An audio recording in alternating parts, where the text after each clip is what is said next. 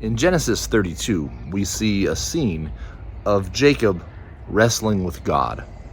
Now, this phrase can be interpreted, and even the passage itself, what happens, can be kind of taken and interpreted in a few different ways. But prior to this, we see Jacob divide up his flocks and go and attempt to make it right with his brother Esau, who he had defrauded from his birthright.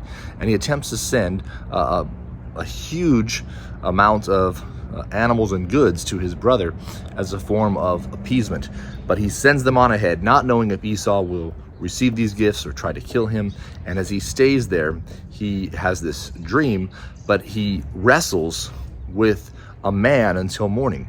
So some have saw this wrestling, it says, with man and God, right? So was this a man in whom God was working? Is this God himself? Is this perhaps a pre-incarnate figure of Christ, since it's saying God and man? Is this an angel of the Lord?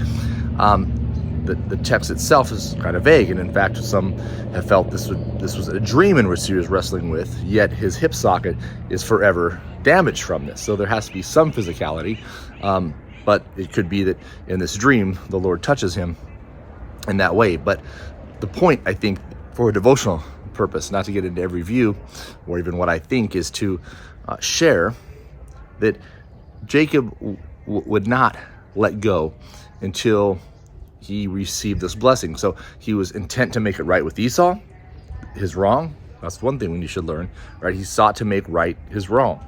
Secondly, he wrestled, if you will, to be blessed. Are we fighting for blessing? And I know that's a weird way of saying it, and we can't force God to bless us, right?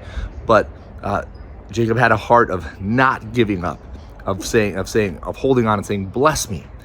And the Lord blesses him and changes his name and gives him a new direction. And I think for all of us, we should ultimately seek the direction the Lord wants for us. And oftentimes he will change that direction for us. Have a blessed morning.